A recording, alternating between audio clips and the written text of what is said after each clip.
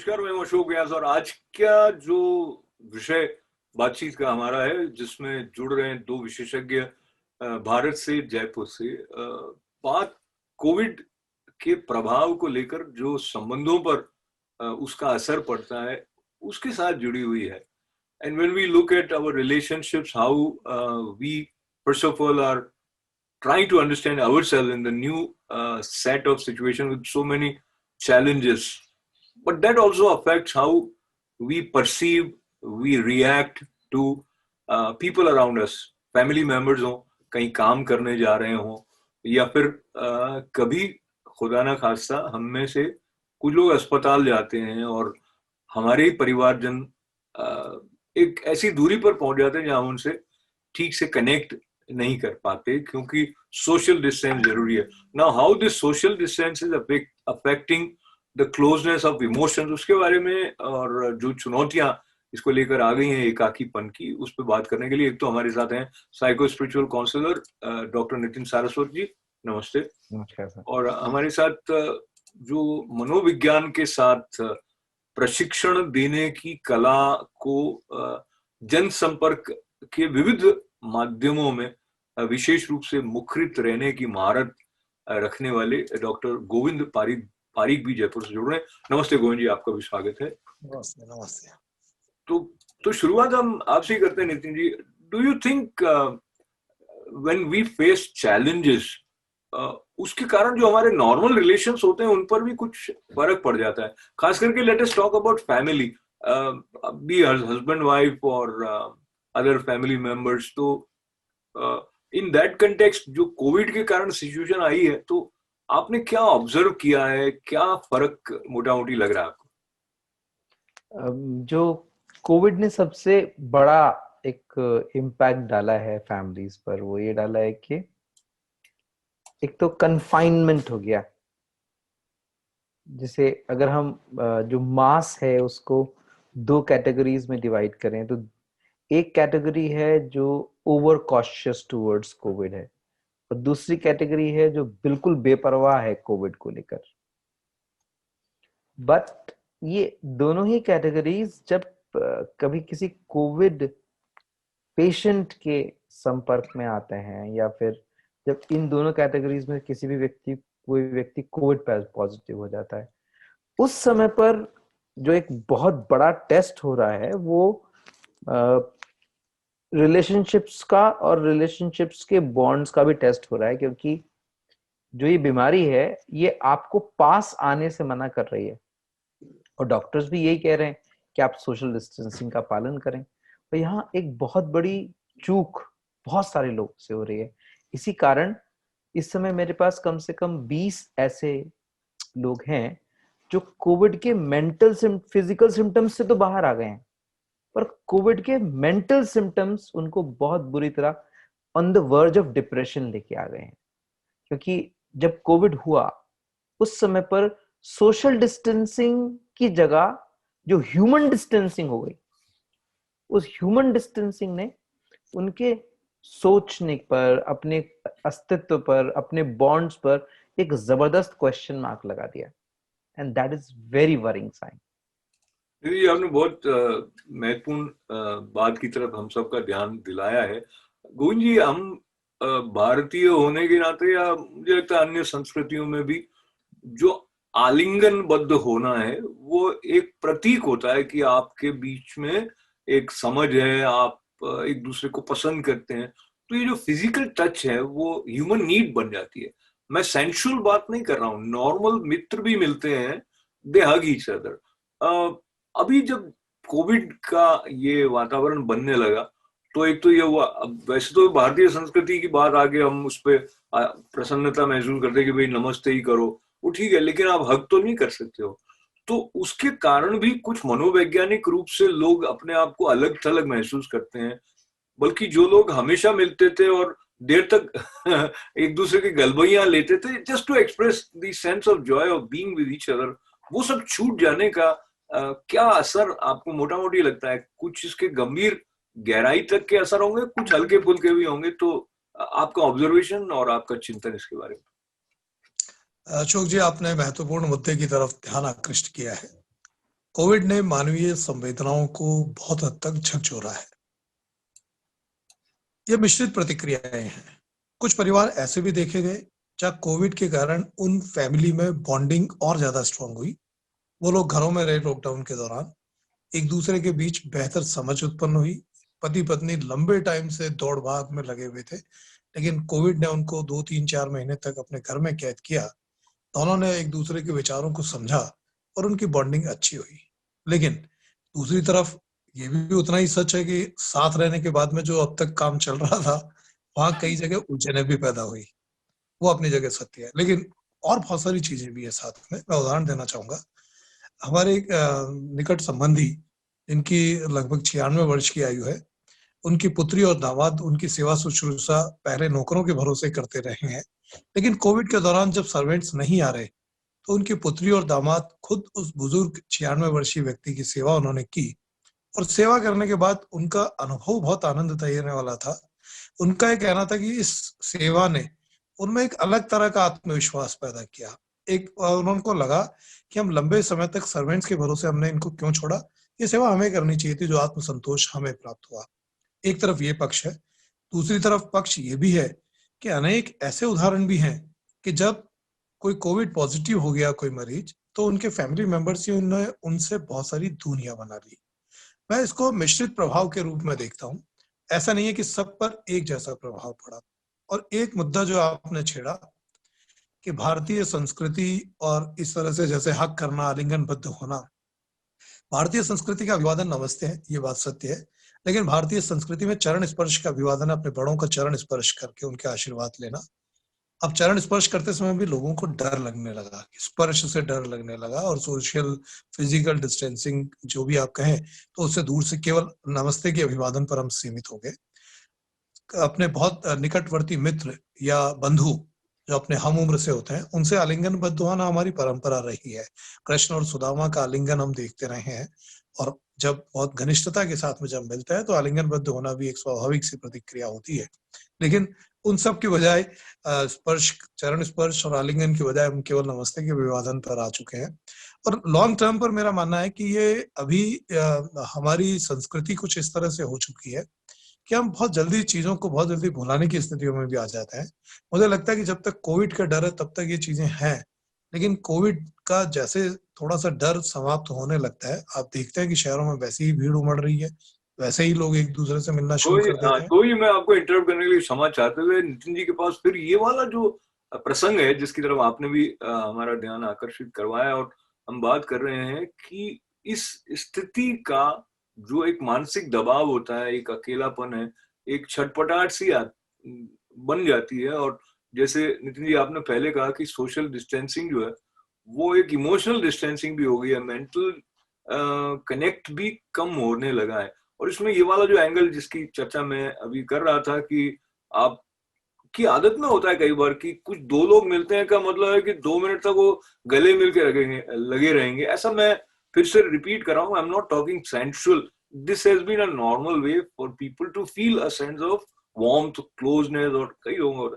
तो ये सारी स्थिति जो अंदर एक रिक्तता ले आती है नितिन जी, इससे डील करने का क्या बेस्ट तरीका है? और हम दोनों पक्षों की तरफ बात करेंगे। एक वो है जो बहुत अधिक प्रभावित है, जैसे आप पहले कह रहे थे किसी को अगर कोविड पॉजिटिव आ गए हैं तो हम पहले मरीज की तरफ से बात करते हैं। फिर गोविंद जी के पास भी मैं इस एंगल से समझने के लिए आऊंगा कि मैं अगर कोई कोविड पॉजिटिव मनुष्य है, उसके अंदर पहले ही ये है कि मेरा क्या होगा, फिर उसके बाद में लोग उससे दूर हो रहे हैं, तो how should he look for that mental strength ताकि वो इसका सामना कर सके? सबसे पहले जो कोविड पॉजिटिव पेशेंट है उसको खुद को लगातार पॉजिटिव सेल्फ टॉक देनी होगी। उसे खुद को बताना होगा कि एक बीमारी है जिसका नाम जुकाम है, एक बीमारी है जिसका नाम बुखार है, ऐसी ही एक बीमारी है जिसका नाम कोविड है। तो यदि मैं स्वस्थ हूं और मैं मानसिक रूप से भी स्वस्थ हूं तो ये बीमारी भी अन्य बीमारियों की तरह है, बल्कि ऑन द कॉन्ट्ररी इस बीमारी में मरने वाले लोगों की जो इसकी मोर्टेलिटी रेट है वो कहीं ज्यादा कम है। तो मैं मानसिक रूप से मजबूत रहूं। दूसरा, जो मुझसे लोग, अगर मुझे लग रहा है, क्योंकि सारा खेल मेरे दिमाग के अंदर हो रहा है, अगर मुझे ऐसा लग भी रहा है कि लोग मुझे देख के दूरी बना रहे हैं, तो वो एक्चुअल में मुझसे दूरी नहीं बना रहे हैं। वो इसलिए मेरे पास नहीं आ रहे हैं क्योंकि वो चाहते हैं कि वो मेरी देखभाल अच्छे से कर सकें, क्योंकि अगर वो मेरे पास आए और वो बीमार हो गए तो मेरी ही देखभाल नहीं कर पाएंगे। तो ये प्रेम है उनका कि वो मेरे बहुत नजदीक नहीं आ रहे। अब या तो ये बीमार को खुद को याद दिलाना पड़ेगा, या जो उसकी सेवा कर रहे हैं उनको उस बीमार को याद दिलाना पड़ेगा। पर इसे ग्रांटेड नहीं ले सकते। ये कम्युनिकेशन में आना बहुत जरूरी है। ये इसे शब्द दिए जाने बहुत जरूरी है कि बहुत मन कर रहा है तुमसे मिलने का, पर ये भी डर है कि अगर अभी मिल गया तो मैं तुम्हारी देखभाल नहीं कर पाऊंगा। तो तुम ये अपने आप को अकेला महसूस नहीं करना। कई बार ये जता देना बहुत जरूरी होता है कि हाँ, यू मैटर, यू केयर। तो वो जताना इस समय बहुत जरूरी है। और छोटे छोटे जेस्चर्स, डॉक्टर 2 मीटर की दूरी कह रहा है, मैं कह रहा हूं आप 3 मीटर की दूरी रखिए। डॉक्टर मास्क लगाने की बात कह रहा है, मैं कह रहा हूं मास्क के साथ शील्ड भी लगाइए। आप पीपीई किट पहन लीजिए ना, कोई दिक्कत नहीं है, पर व्यक्ति को दिखते और दिखाते जरूर रहिए अपनी शक्लें।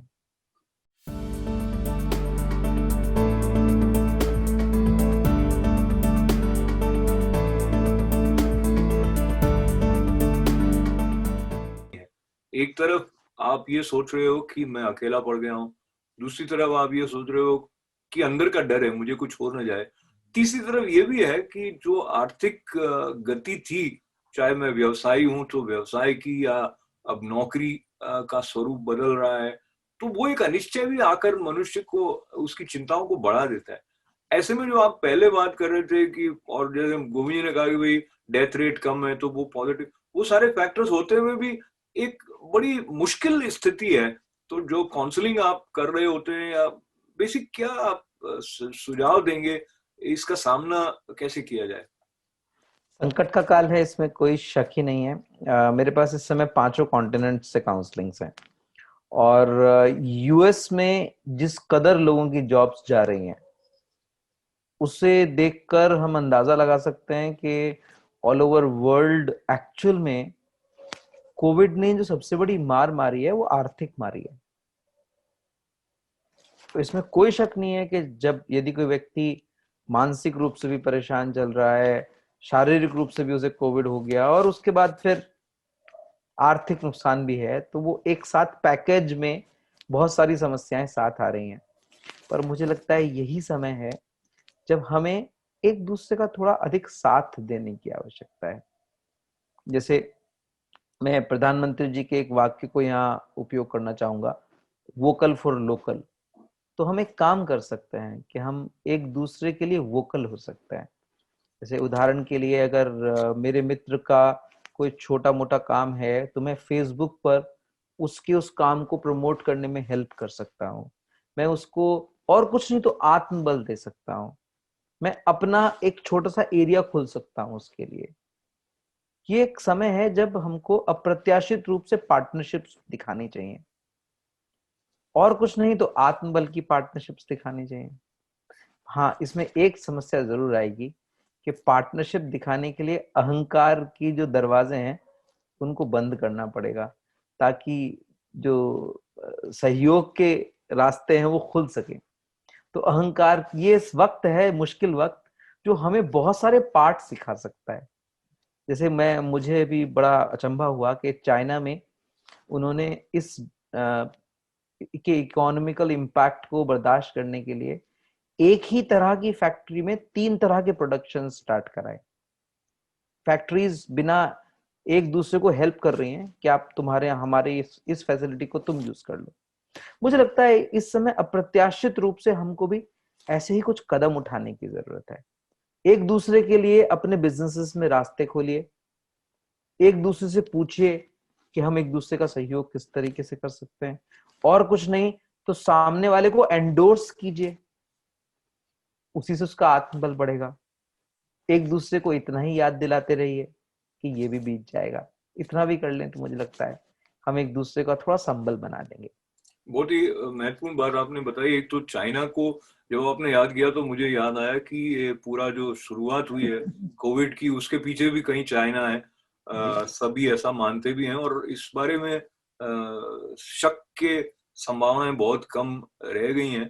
पर समाधान की दृष्टि से भी चाइना की तरफ देख रहे हैं आप, एक प्रेरणा के रूप में, कि किस तरह आपस में मिलजुल कर एक दूसरे का सहयोग करके आगे बढ़ सकते हैं। गोविंद जी, एक स्थिति जब ये होती है कि मन चक्कर खाने लग जाता है, मुसीबत जहां जहां है उन बातों की तरफ, अब क्या होगा, ये जो एक चिंता का भाव है, जैसे नितिन जी ने कहा कि एक दूसरे का सहयोग करें, तो एक वो पंक्ति है कि तुम बेसहारा हो तो किसी का सहारा बनो, तुमको अपने आप ही सहारा मिल जाएगा। अनुरोध पिक्चर का ये गीत है। तो आपसे अब मेरा अनुरोध ये है गोविंद जी, कि जब मन खाली होता है, कहते हैं भाई खाली मन शैतान का घर है, और अब कोई अगर कोविड पॉजिटिव होके बाद में ठीक होने की दिशा में है, तो उसके पास उतनी शक्ति भी नहीं है, कई कार्य जो वो पहले करता था वो नहीं कर सकता है, वॉक के लिए नहीं जा सकता है। तो ऐसे में वो अपने मन को मजबूत करने के लिए क्या करे? आप क्योंकि योग के प्रशिक्षक भी रहे हैं, आपने बाकायदा योग का अध्ययन किया है, आयुर्वेद का भी आपने अध्ययन किया, आप बताएं कि छोटे छोटे घरेलू क्या ढंग हो सकते हैं? अशोक जी, हमारे योग, नेचुरोपैथी, आयुर्वेद और भारतीय संस्कृति, ये सब एक दूसरे के पर्याय है और ये किसी न किसी रूप में एक व्यक्ति को किसी भी परिस्थिति से लड़ने के लिए सक्षम बनाने में पूर्णतः मजबूती से काम करते हैं। और हम देखते हैं कि इस कोविड काल में भी बहुत सारी परेशानियां हैं, बिल्कुल कई चुनौतियां हैं, लेकिन इन सब चुनौतियों के बावजूद अगर आप व्यापक रूप से यहाँ देखेंगे तो लोगों में भी आशावाद है, निराशावाद नहीं है। बहुत सारे लोगों की नौकरियां जा चुकी है, लेकिन वो ये भी स्वीकार कर चुके हैं कि 2020 को हमने कमाई का वर्ष नहीं माना है। इस वर्ष को हमने केवल एक तरह से शून्य वर्ष मान लिया है कमाई की दृष्टि से। घाटा नुकसान करने के बावजूद भी किसी न किसी तरीके से वो अपना काम चला रहे हैं। ये बात जरूर है कि जिनके जो जो अपनी डे टू डे बेसिस पर कमाई करने पर आधारित लोग थे, उनके सामने संकट गहराए हैं। लेकिन फिर एक और अच्छी बात इस दौरान ये भी रही है कि एक दूसरे को सहयोग करने के लिए लोग बहुत तत्पर हुए हैं। मैं भारतीय परिवेश में खास तौर पर बात करूंगा कि सर्वे भवन्तु सुखिनः की कामना हमारे यहाँ लोगों ने की है और सर्वे भवन्तु सुखिनः की भावना के साथ में ही लोगों ने एक दूसरे का जम के भरपूर सहयोग भी किया है। चाहे फूड पैकेट्स बांटे हो, खाद्य सामग्री बांटी हो, और लगातार बांट रहे हैं। तो जब हम शारीरिक रूप से थोड़ा सा वीक होते हैं तो हमारा पेशेंस लेवल और भी उससे प्रभावित हो जाता है। तो मैं आपसे निवेदन पहले नितिन जी ये कर रहा कि पेशेंस और भी कोई ऐसे गुण जो आपको लगता है कि संबंध के जो हार्मोनियस स्वरूप को बनाए रखने के लिए आवश्यक है और उनको कैसे बढ़ाया जा सकता है? सबसे पहले तो मुझे लगता है कि एम्पैथी हम सबके अंदर होनी चाहिए। तो अगर हम एम्पैथी रखते हैं तो हम बहुत छोटे से काम कर सकते हैं। जैसे मेरे घर के बिल्कुल बगल में एक परिवार जो है वो कोविड पॉजिटिव हुआ, मेरे पास उनका दुर्भाग्य से फोन नंबर नहीं था। तो मैं हर रोज जब उनके घर के सामने से गुजरता था तो उनके यहाँ जो काम करने वाले लोग हैं उनसे पूछता था कि वो कैसे हैं, और मैं उनसे कहता था कि ऊपर बताना कि मैंने पूछा, और इसलिए बताना कि अगर मेरे लायक कोई भी काम हो तो वो बेहिचक बता दें। जबकि वैसे क्योंकि वो लोग नए आए हैं तो उनसे अभी तक संवाद नहीं है, उनसे कोई संबंध नहीं है। पर जैसे ही मुझे मालूम चला कि उनके साथ वो पति पत्नी दोनों कोविड पॉजिटिव हो गए हैं, तो सबसे पहले हम सबको अपने खुद के भय पे काम करना होगा कि कोई कोविड पॉजिटिव हो गया है, मैं भी पॉजिटिव ना हो जाऊं। इस भय की जगह मैं सारी सावधानी रखूं, मैं एक की जगह डबल मास्क लगा लूं, मैं 2 मीटर डॉक्टर कह रहे हैं मैं 4 मीटर पे आ जाऊं, पर मैं मानवीय दिल की दूरियां पैदा ना करूं। इस समय दिलों को, अगर शरीर को 2 मीटर दूर लेके जा रहे हैं तो दिलों को 6 मीटर पास लाने की जरूरत है। इस समय जरूरी है कि वो एम्पैथी क्रिएट करें। हम इस समय एक दूसरे को ये एहसास कराने की जरूरत है कि हम एक दूसरे के साथ खड़े हैं। दूसरा, जो व्यक्ति बीमार है उसको अगर आप और कुछ नहीं कर सकते तो कम से कम ये सांत्वना ही दे दीजिए कि यदि आवश्यकता पड़ी और कुछ कोई कहीं जाना आना हुआ तो हम आपके लिए उपलब्ध हैं, हम डर नहीं रहे हैं। आप डर रहे हो तब भी अपने डर को कम से कम जो बीमार है उसके सामने प्रदर्शित नहीं करें। और जो व्यक्ति बीमार है, जो परिवार में कोई व्यक्ति बीमार है, उसे डराएं बिल्कुल नहीं। उसे ये ना कहें अरे नहीं ये तो कराइए। केयर दिखाने में डराने की जगह केयर दिखाएं, हाँ हाँ सब कुछ ठीक हो जाएगा, ये भी करा लेना। तो ये कुछ गुण हैं। साथ साथ मुझे लगता है एक काम और करने की आवश्यकता है। ये वक्त है जब हम छोटे छोटे काइंड जेस्चर्स ज्यादा करने शुरू करें। जैसे अगर मेरे पास 1 रुपया है तो मैं 5 पैसा कम से कम अधिक डोनेट करूं। तो मैं आपसे ना ये काइंडनेस की बात को लेते हैं ना, जेनरोसिटी भी जोड़ूंगा। 5 की जगह 10 कर दो। हम जस्ट अपने अपने हिसाब से सब तय कर सकते हैं, पर जितना अधिक करें करना चाहिए। समय की सीमा को देखते हुए गोविंद जी, मैं आपसे निवेदन करना चाहूंगा कि इस दृष्टि से और कोई विचार आपको आता हो अशोक जी, व्यावहारिक ढंग से बिल्कुल उसको विकसित करने के लिए। आप जी। सही कह रहे हैं। और जो हमारी भारतीय संस्कृति तो हमें ये भी वचनबद्धता प्रदान करती है कि आप अपनी आय का दशांश परमार्थ में खर्च करें। तो हमें दशांश खर्च करना चाहिए, 5% नहीं, 10% न्यूनतम। और इससे ज्यादा कर सके तो और अच्छी बात है। एक दूसरा, बेसिकली हम अगर भारतीय दर्शन की बात करें तो हमारा योग दर्शन हमें यम, नियम, आसन, प्राणायाम, प्रत्याहार, ध्यान, ध्यान धारणा, समाधि तक की जीवन दर्शन प्रदान करता है।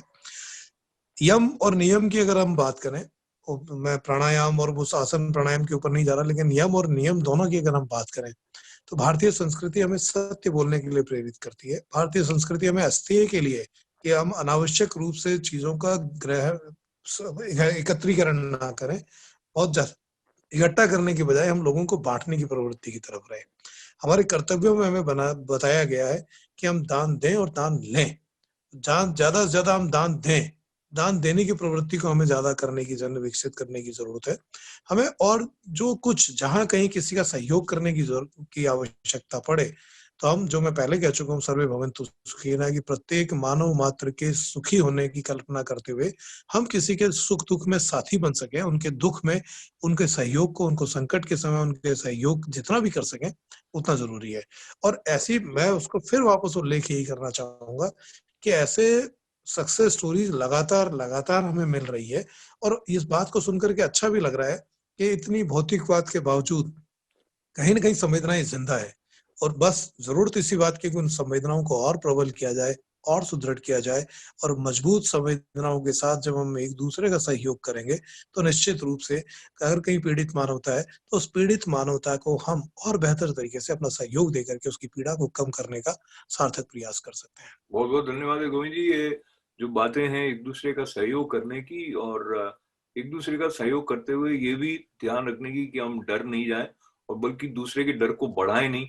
और यथासंभव जिस जिस रूप में जहां जहां हम किसी तरह सहयोग कर सकें, वो करने से न केवल दूसरे के लिए अच्छा होगा बल्कि हमारे अपने लिए भी अच्छा होगा। और ये जो एक वातावरण है, इसमें हमें आंतरिक संतोष के साथ साथ जो एक अंदरूनी शांति और कई बातें जिनको हम पहले जीवन का पर्याय मान बैठे थे, उन पर जो प्रश्न चिन्ह लगाए, तो वो भी कुछ न कुछ सिखा रहा है।